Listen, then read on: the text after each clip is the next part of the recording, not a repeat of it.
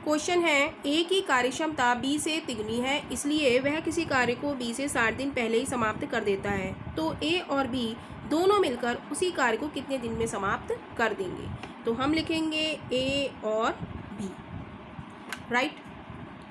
कह रहा है ए की कार्यक्षमता बी से तिगुनी है, तो क्षमता हम लिखेंगे, क्षमता ए की तिगुनी है बी से।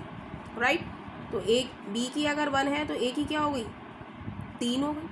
राइट। अब वो कह रहा है कि इसलिए वह किसी कार्य को बी से 60 दिन पहले ही समाप्त कर देता है। तो पहले या कम, तो वो क्या दिया है हमें? अंतर दिया है। तो क्षमता हमें दी है, तो हम क्या निकालेंगे? काम निकालेंगे। राइट। काम क्या होता है? समय, क्षमता का उल्टा होता है। क्षमता क्या होती है? समय की व्युत्क्रमानुपाती होती है। और क्षमता क्या होगी? काम क्या होगा? क्षमता का व्युत्क्रमानुपाती होगा, यानी कि ये हो जाएगा 1:3। राइट।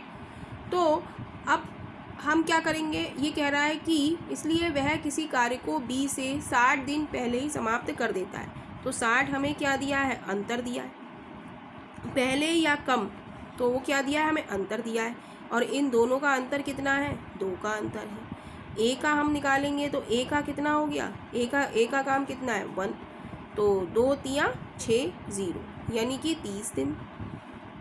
30 दिन किसका आ गया? ए का आ गया। और ऐसे ही हम बी का निकालेंगे, बी का।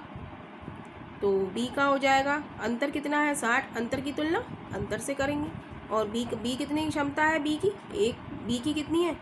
बी का कितना काम है? 3।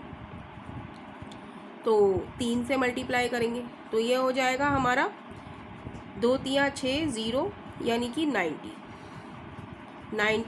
दिन। राइट। तो यहाँ पे हो गया 90 दिन। ए काम करता है 30 दिन और बी करता है 90 दिन। तो क्वेश्चन में कह रहा है कि ए और बी दोनों मिलकर उस कार्य को कितने दिन में करेंगे? तो 30 तिया 90, क्षमता की मल्टीप्लाई करेंगे दिन से, 30 तिया 90 और 90 एकम 90। तो किसी भी एक को लेके चलेंगे, 90 इज इक्वल टू दोनों मिलकर दोनों की क्षमता क्या है? 4 है।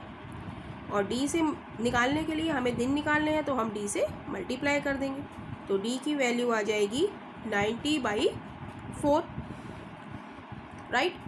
तो 4 से हम जब डिवाइड करेंगे तो ये आएगा 4 दूनी 8, 4 दूनी 8, 4 पंजे 20, या इसको हम लिख सकते हैं 22 सही 1/2 दिन, यानी कि ऑप्शन हमारा डी इज़ राइट ऑप्शन हो जाएगा।